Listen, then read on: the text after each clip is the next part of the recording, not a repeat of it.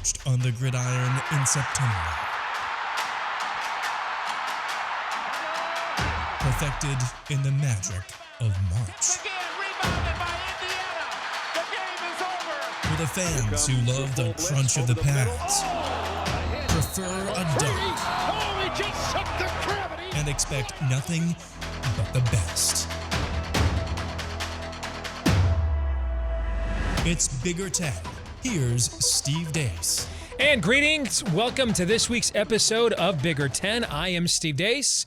He is my co-host, but remember, never partner.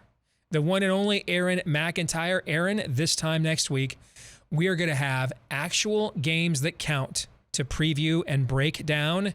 I know it feels like we're in the dog days of August right now, but man, real football, the most wonderful time of the year, is just around the corner. How are you, brother? You know, it's funny. I told my wife that the other day, and you know what her reaction was?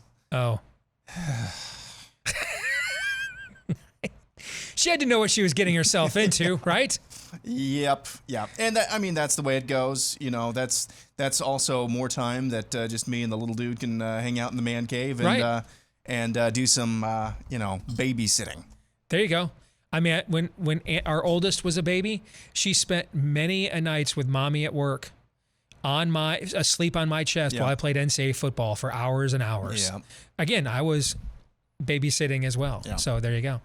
Well, let's get to it. Let's get to the Big Five on Bigger 10. And every item this week stems from what we have seen thus far from the BTN's annual bus tour throughout the Big Ten. So I took the 5 things that stood out the most to me, and then I'll let you comment on them. Let's start at the team that everyone is picking to win the conference this year. Now, we won't have Michigan or Purdue, the teams, or Iowa. They hadn't gotten to them by the time we taped this episode, so we'll talk about what they had to say about those schools next week. But the team that is the unanimous, it seems, preseason pick to win the league, Ohio State. What really threw me for a loop, I mean, DiNardo saying they're significantly more talented than any team we've seen so far. That's a given, right? Okay. But DiNardo was pretty adamant that this defensive transition to Jim Knowles, the coordinator from Oklahoma State, and if you look at his last 2 stops, Duke and Oklahoma State, the defenses his first year, in both cases, actually got worse and then got better.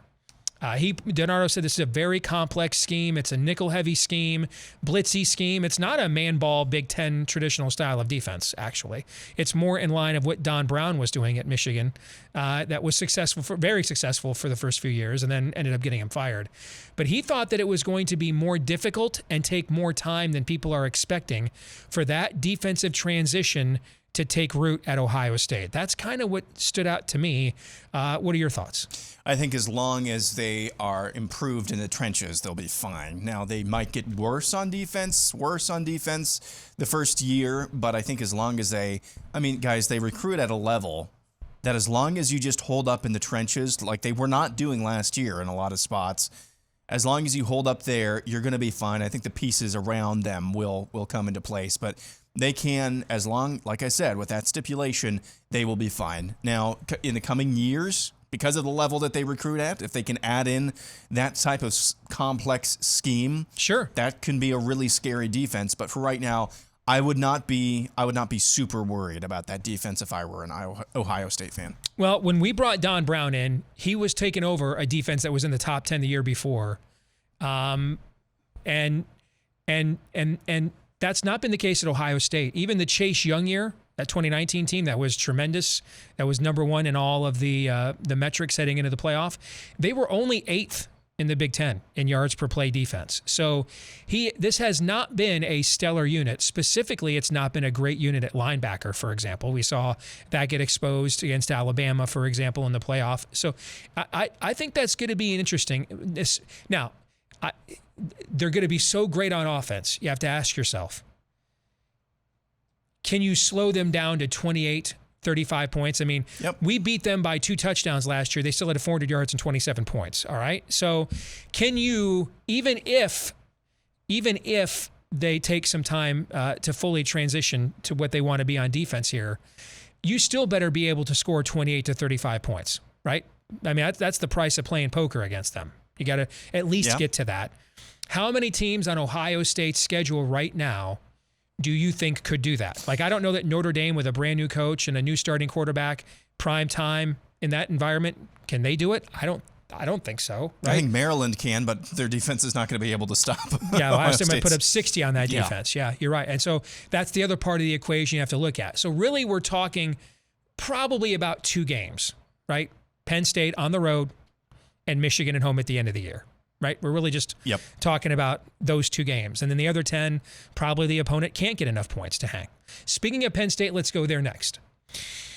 This has been a reoccurring, so this has been an issue for several seasons at Ohio State. The defense, this has been an issue for several years with Penn State. Even when they had Trace McSorley and Saquon Barkley, their offensive lines did not grade out well. And you could tell, again, that the BTN crew is like, well, we'll have to see how the offensive line turns out, okay? You could tell, again, they had some questions there. And I just, at the rate Penn State recruits, at a minimum, Penn State and Michigan are the clear number 2 recruiters in the Big Ten. Clear. That's at a minimum. You could even argue Penn State's recruited better than Michigan the last couple of years by some metrics. How in the world does such a vital unit year in and year out continue to be a problem for Penn State? But they definitely seem to indicate they weren't sold on the progress there on that offensive line on the BTN bus tour. And giving those guys on the BTN bus tour the most benefit of the doubt that I can, no reason not to.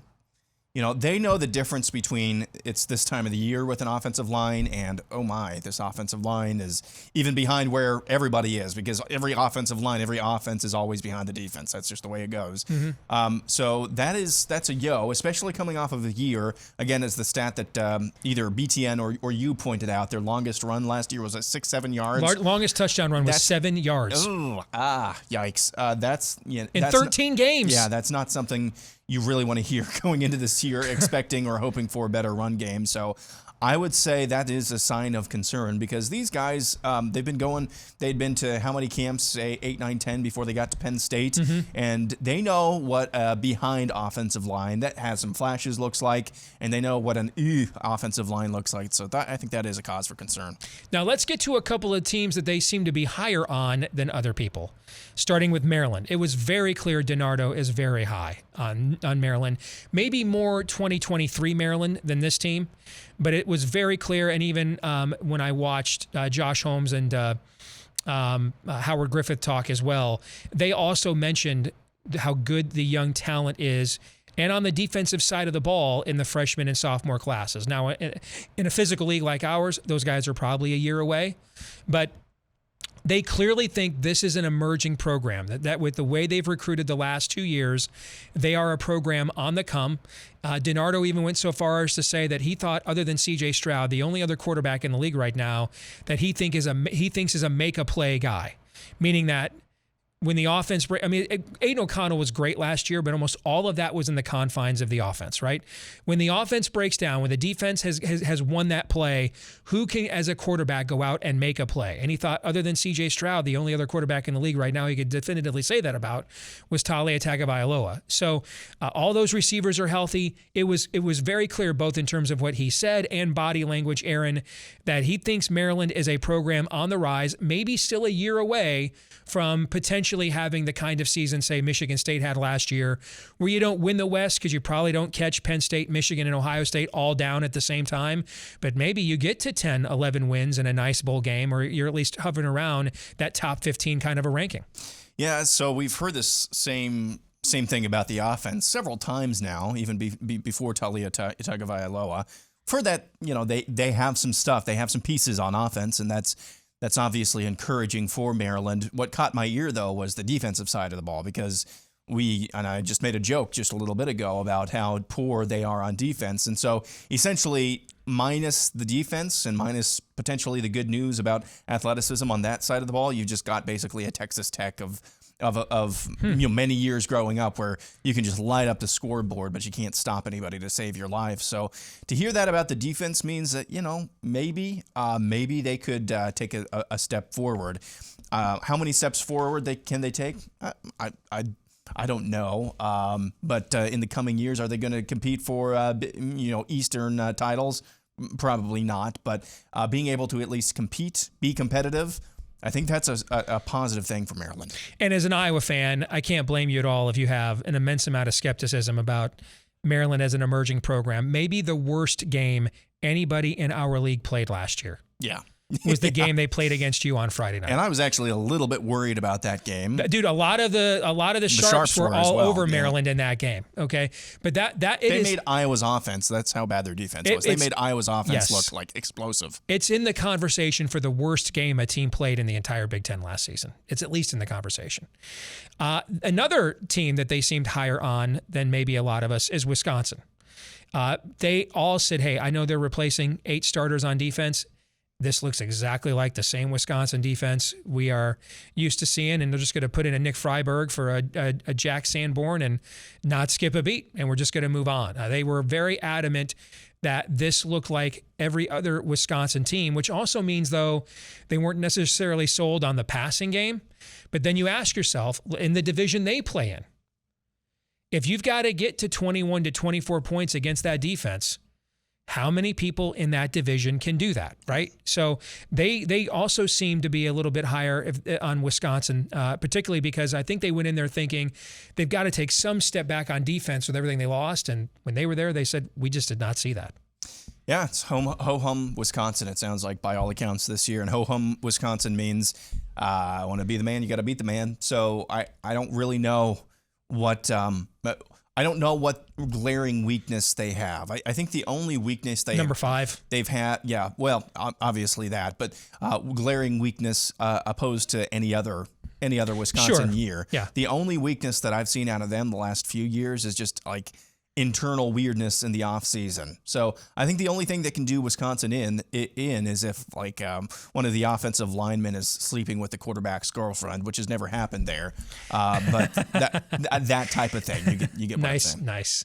All right, so we'll have one more here. Just a reminder, we're only halfway through the tour. So next week we'll get their comments on Minnesota, Purdue, Iowa, and Big Ten champion Michigan. We'll be on next week's show.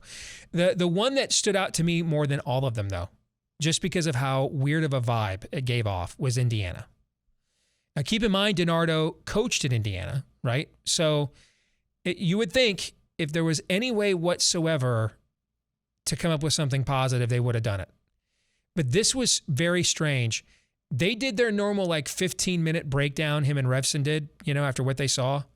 And, like, 13 and a half minutes was about the process of, deciding the logistics of a scrimmage, when to hold one, who plays. I mean, it was like a coaching seminar. It was very odd. And then at the end, when they were almost out of time, kind of give us your big picture thoughts on the team.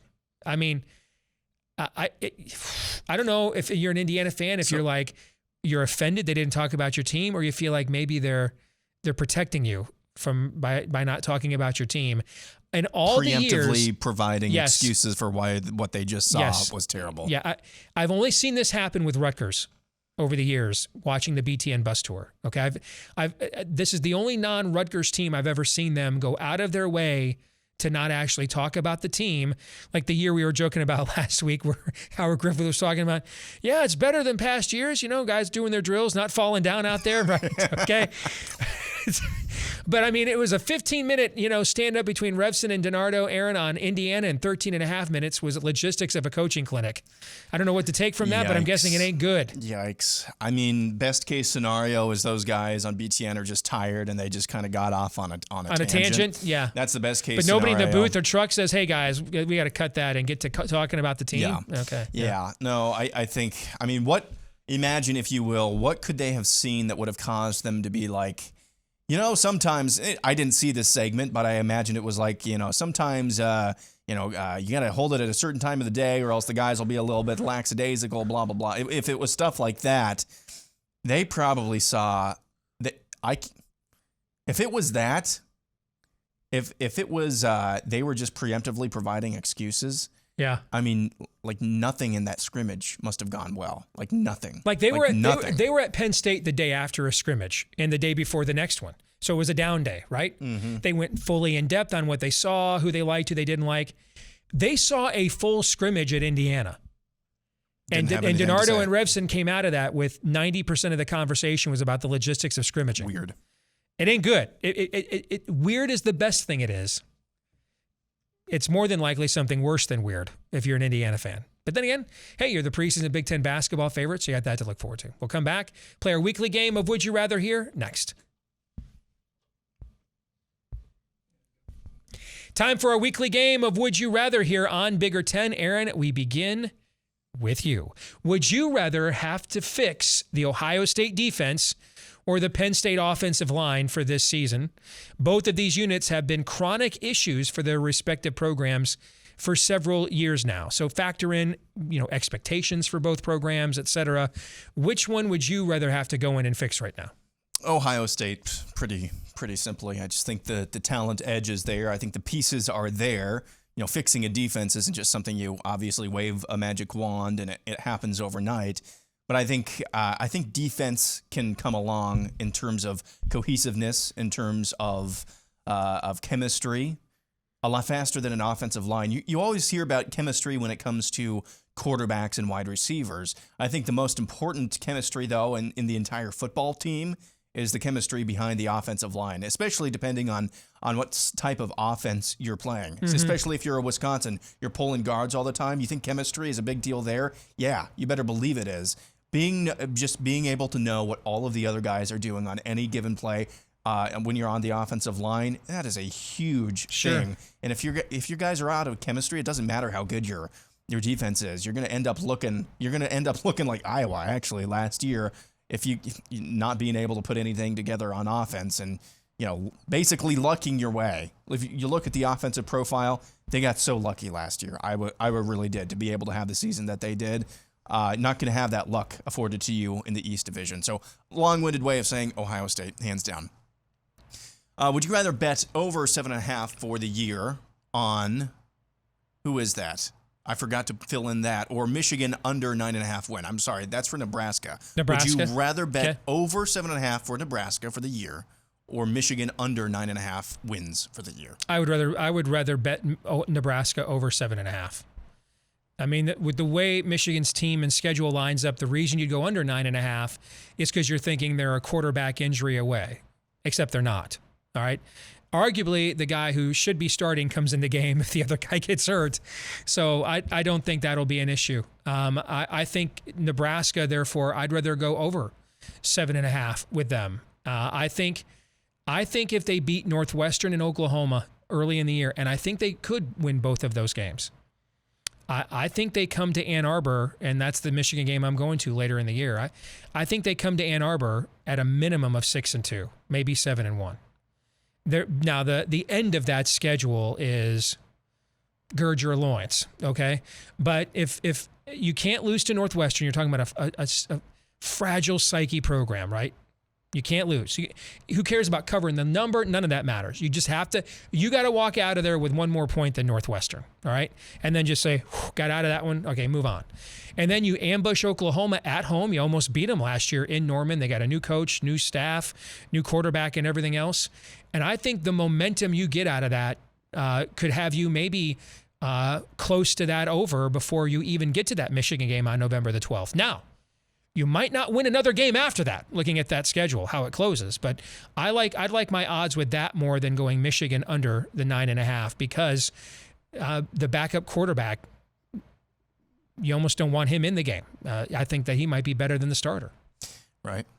All right, for you, would you rather be Maryland trying to break through in the East or Illinois trying to do this in the West? Now, obviously, though, Illinois is in the easier division, but Maryland is in the superior recruiting region, right? So, the DMV is probably the number one recruiting region in the Big Ten right now, ahead of Ohio, Pennsylvania, everything else. So what do you think? Illinois.